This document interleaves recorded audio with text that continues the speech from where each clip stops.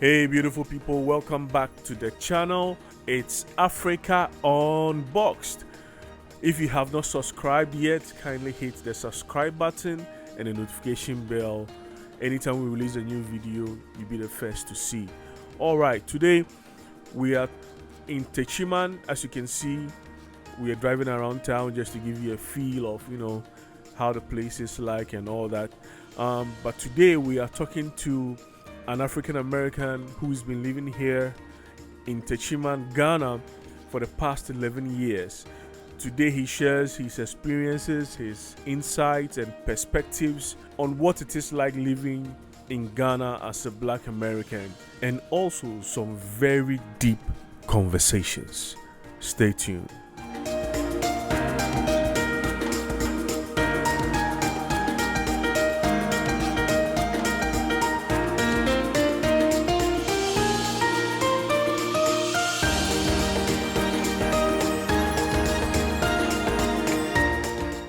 Michael, and I'm from Houston, Texas.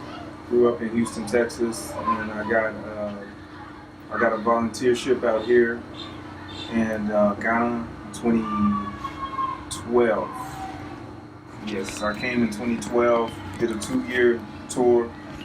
I enjoyed my time. I extended. So my first 2 years, I was in Eastern region in a place called Ahinkwa, which is near Oti Falls, which is home to the Provo people. I learned to speak Provo. I lived with everyone. I walked everywhere I had to go. Really? You learned the language? Yeah. Onge Saminya? Saminya ba. Damn. So, yeah, I did that. Then I had to, I extended. I wanted to continue, get more experience. I ended up extending into a Tamale project working with USAID. So I worked with in Tamale for 1 year. It ended. Nothing lucrative came out of it. So I came to be with a lady that I met. I met a lady, I would say a year into being in Ghana. I met a lady that I started talking to. And when I finished my 3 years of volunteering, we got married about 6 months later. During the time I was volunteering, we had some land that she said she wanted to build on, and we were already pretty much committed at that time. So we ended up started building this house that I'm living in now, and we finished it. As soon as we finished it, we got married. 6 months. That's all it took to complete. We moved in right away, got married in the house, something small, nothing too big. I immediately started looking for work here and there, whatever work I could do. So now I'm a consultant. Long story short, I'm a consultant here in Ghana. I've consulted for a few NGOs, charities. I've gotten like 15 to 20,000 US dollars for organizations for helping children, helping build communities, planting trees, all sorts of things, building computer labs. So that's pretty much where I'm at right now. Wow, you seem to have done a lot in these few years. But let's go back a bit. What were your impressions the first time you landed into Ghana? Was Ghana also the first African country you visited? So what prepared me to come here was I lived in Houston, and the Nigerian population in Houston is so big that I was able to go out and hang out with Nigerian people in Houston, and learn a lot about the culture. I had eaten fufu before I came here. Oh wow! Yeah, so Ghana fufu or Nigerian fufu? It was the powdered one you stir it and cook it. Okay. So I had that already coming in, and then I hadn't met any Ghanaians, so I had to get acclimated to the culture. So when I got here, my first impression was it was like we were the places that we were working, they would train us somewhere that was nice. Then we go out and you see how poor people were. That's what I was thinking. Like, we pass up all these people carrying stuff on their head, and I was just like, we go to somewhere nice and eat. And I was like, wow, it's really poor, and that was in Accra. So that was my first impression. I hope I answered the question. Right. It was poor than what I was expecting. Let's just say it like that. It was worse than what you expected? It was worse because Nigerian people in Houston, they carry themselves, they carry themselves well. Like, it's important to at least appear that you have your life under control beyond, most people. And I haven't seen African people that were not like that. Like, Mercedes is like a small car. Like, I've been Nigerians like that. So it was just, it was kind of shocking that there were people that have so little in their life. And it was, it let me know that, okay, you can have a big city in Africa, but there are still not that many people that are doing well. The city is nice, but it's still not that people are suffering in there. Yeah. Wow. So you mentioned being with a lot of Nigerians, yet you didn't go to Nigeria. Well, what happened? Was it because of the Peace Corps? Yeah, the organization doesn't exist in Nigeria, to say the least. It's only the countries that have a need and that have specific security measurements, expectations met, and before you can go. Nigeria is not one of those countries. Okay, so they want to make sure you guys are safe. Oh yeah. Okay.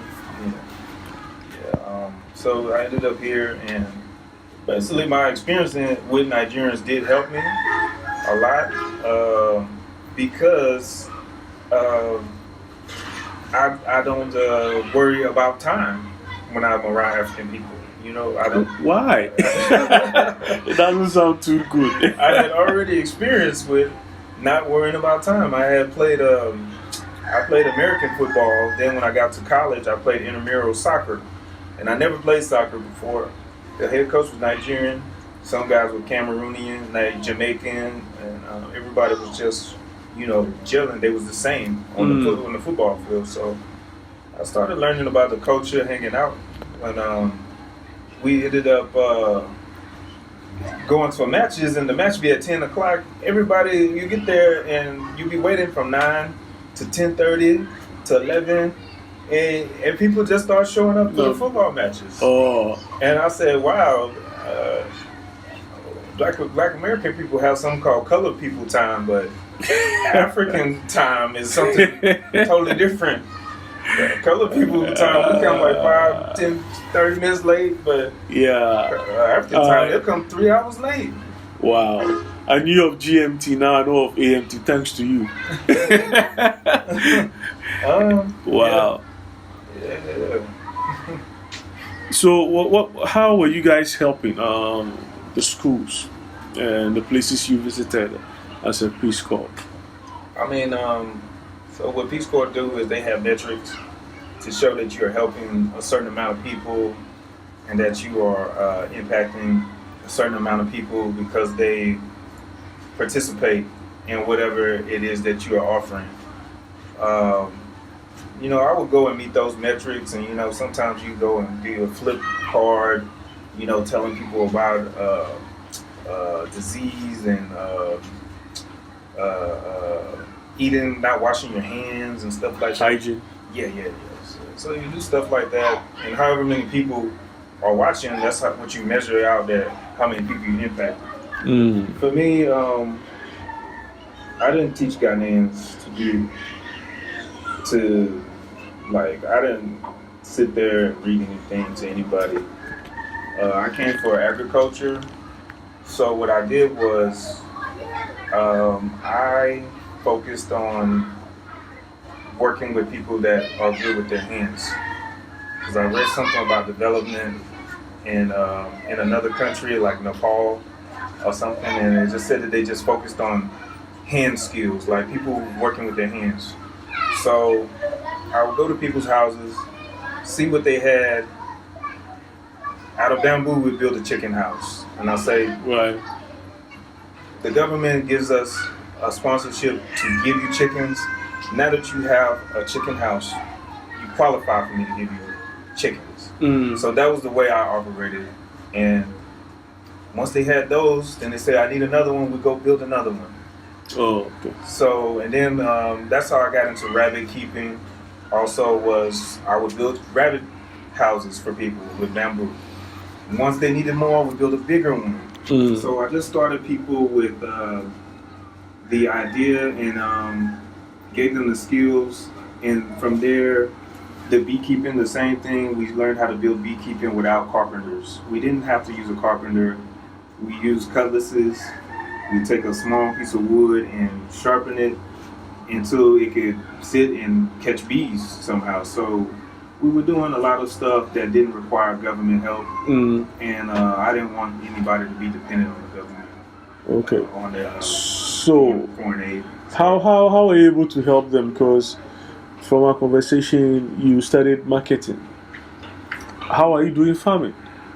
Yeah, that was interesting because when I grew up doing construction.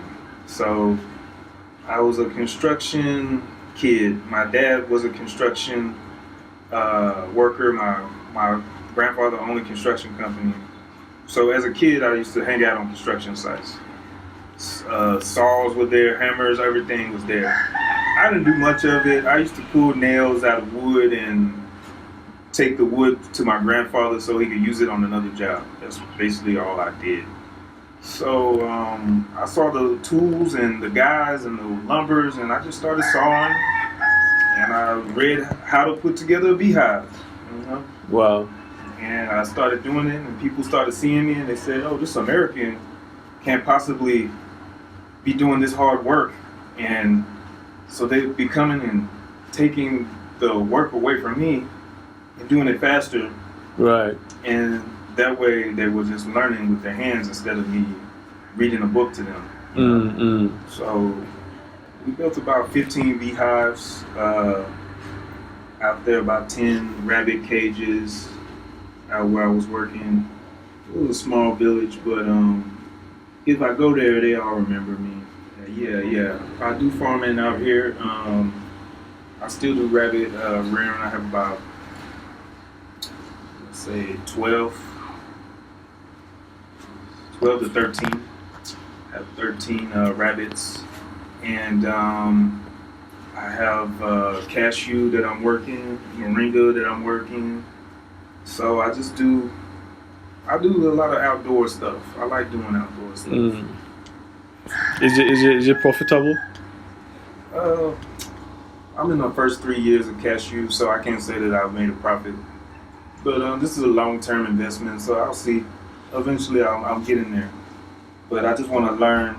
I'm just interested in learning really how everything works here in Ghana, so that I can better understand how other people make money. Once I understand how other people make money, then I can see opportunities for myself.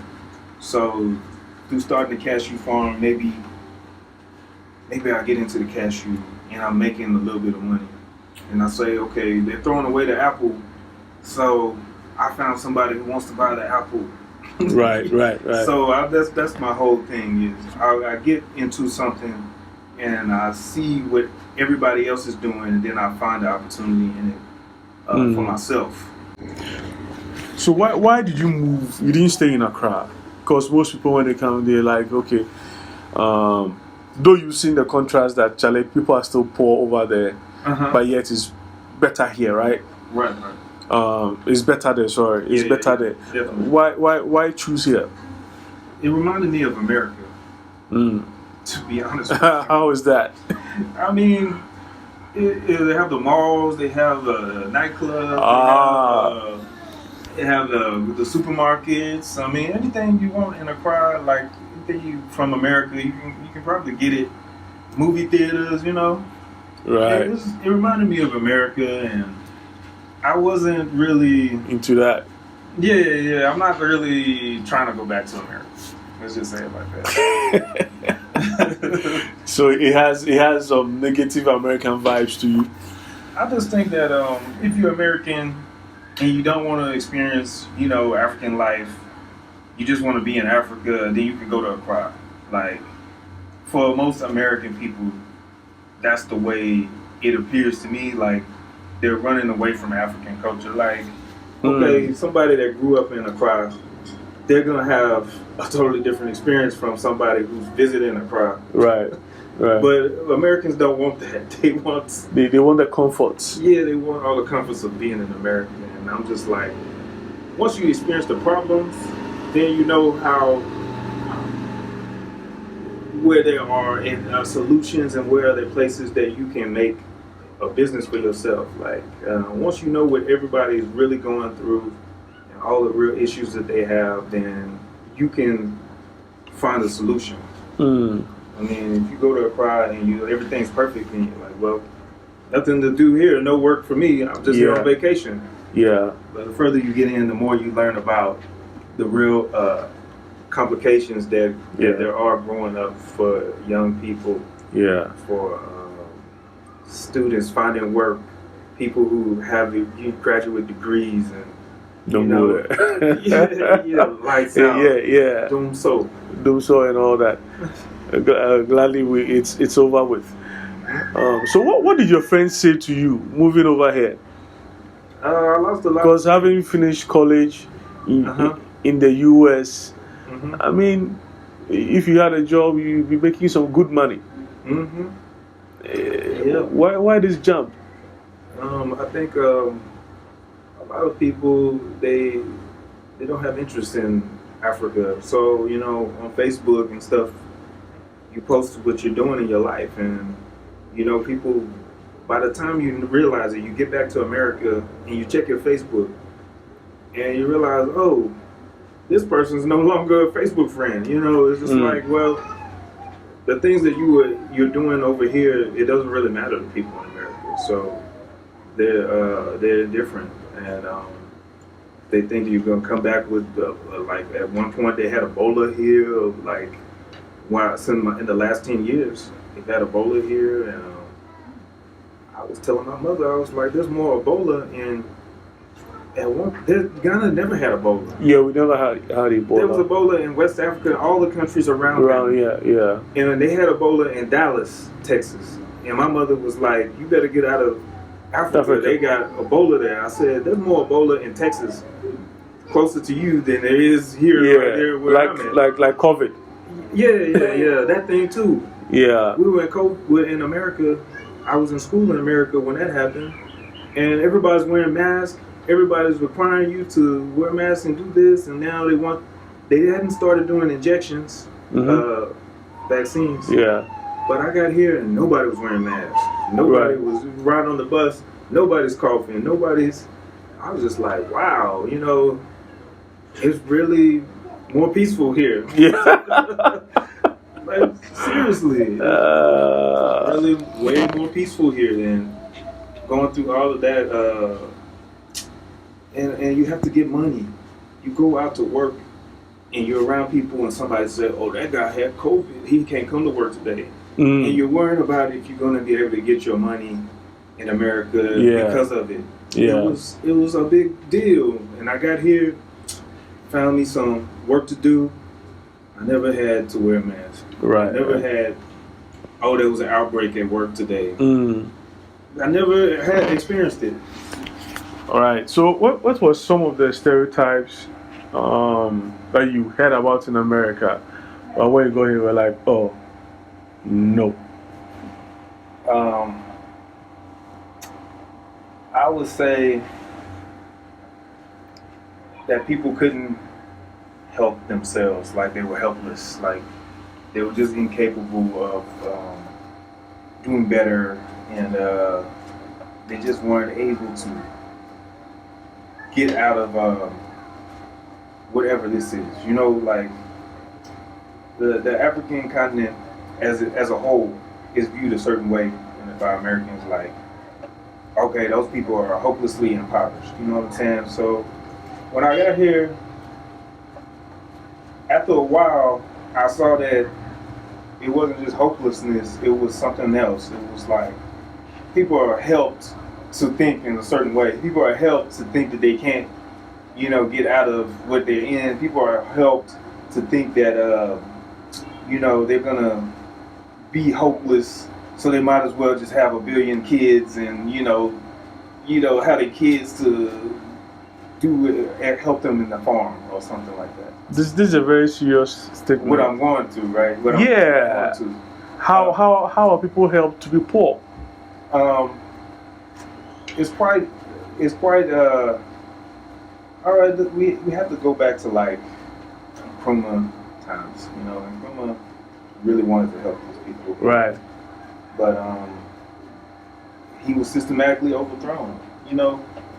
Had he still been here, I don't think this country would look like this. Right. Once I stayed here long enough and I figured out, I didn't know who he was, and I found out who Dr. Kwame Nkrumah was, then I realized that all of this is systematic. It's like if the West wanted Ghana to be a highly developed country, they would be a highly developed country. Right. Yeah. That's just my opinion, opinion state. But that's where the manipulation is coming from. But if you look at the Ukraine war, they put trillions of dollars or however many into billions of dollars into Ukraine. I mean, if you had that money, why not? Someone once said America is the most evil country in the world. I know that person. No, I don't know him. Yeah. What do you make of that? Because it seems like almost everything that goes on, America has a hand in it. I mean, if you talk to the people from the UK, like there's a lot of black UK people here in Ghana. They're real cool people. I've met a lot of them. They say that the UK and America is the same, They are profiting somehow from these places, like not getting on their level. As long as you're not on their level, they're not worried about you, Right. So they're profiting from these countries not getting up on a higher development scale. And I was with one Ghanaian, and he was like, I was just thinking about Dubai and how they took a desert and made it into all of this rich stuff. And he's like, yeah, they could have did that in Ghana, but they didn't. Right. Because they decided consciously not to. And there's already people here. It's not in the midst of the desert. Everything grows here. And the Ghanaian guy was just like, yeah, man, it's just like, comparatively, it's just a big village. And I said, you can say that, but I can't. You can. Me, I can never say that. But do you agree, though? I see where it's coming from. I see where it's coming from. And as far as development is concerned, is a lot to be done. But if you go to America, everything, all the businesses are there. You can't create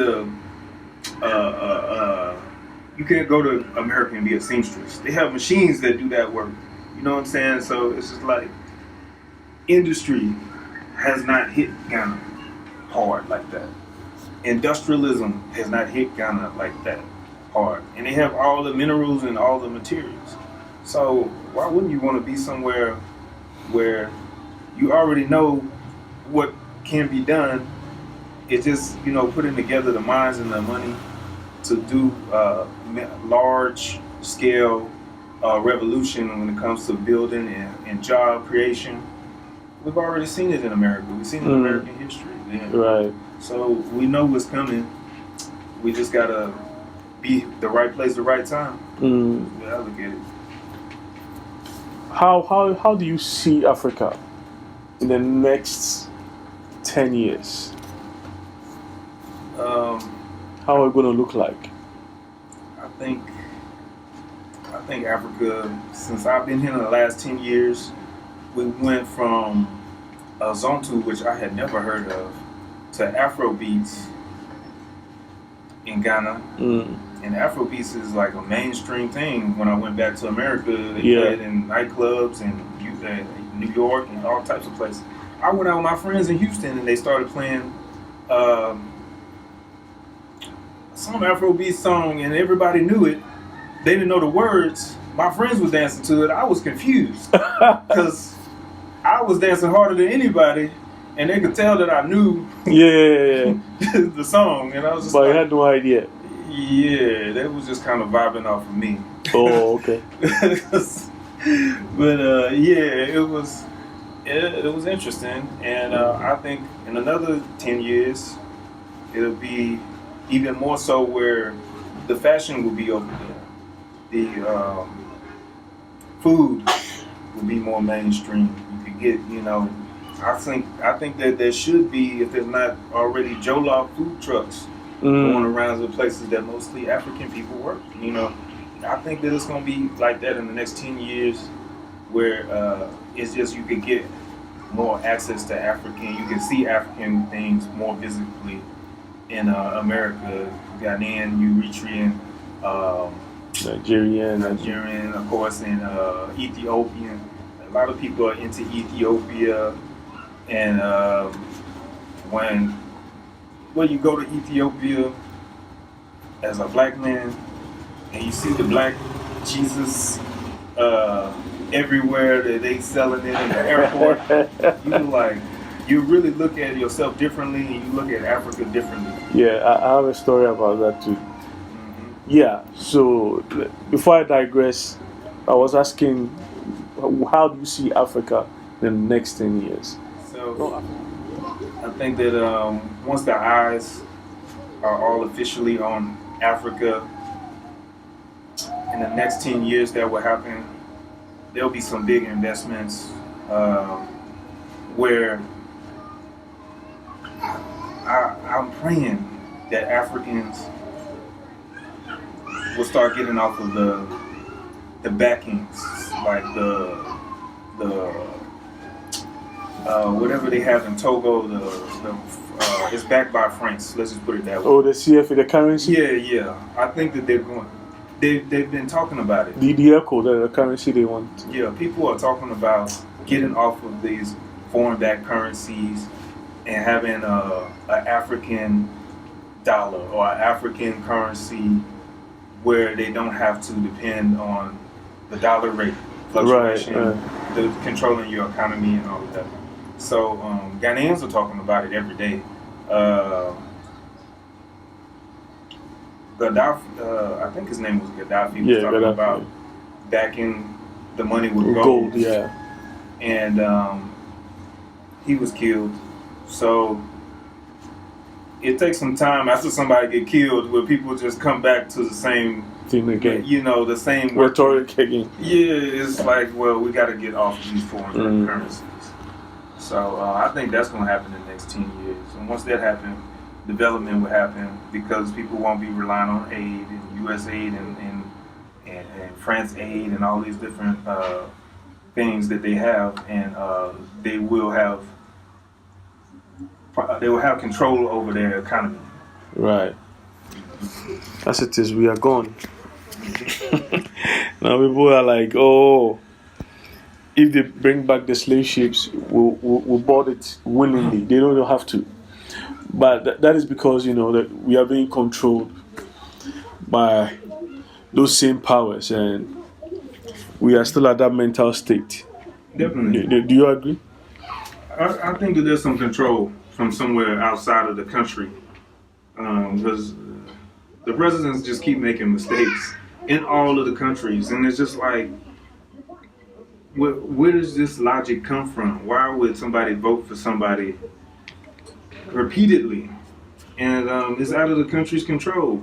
In America, we know Donald Trump was the president there, so that voting and all of this, the government is not something that the people control anymore. Not at all. Trump. Mm-hmm. I hear more black people are calling for him again. We don't like what's going on right now. So, I mean, Me, I didn't vote for him. I didn't vote for Obama. I didn't vote for Joe Biden. So I mean, I'll let America figure that out. I'm not over there right now. You're no longer American? I'm not there. You don't want no trouble. No. Right. Do you have any last words? Anything you'd like to share? No. I've said enough.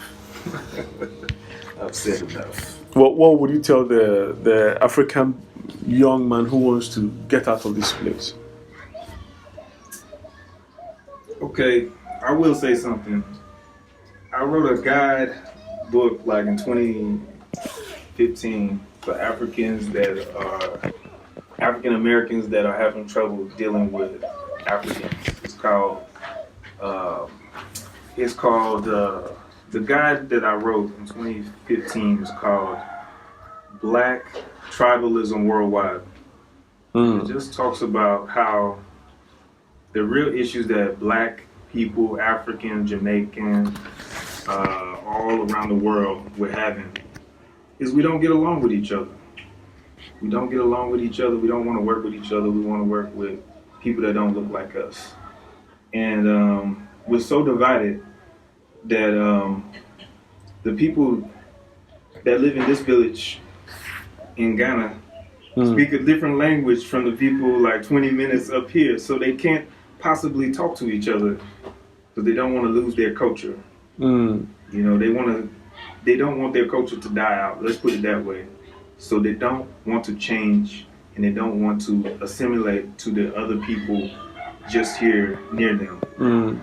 African American people, I live on this street. We don't deal with people from a few streets over.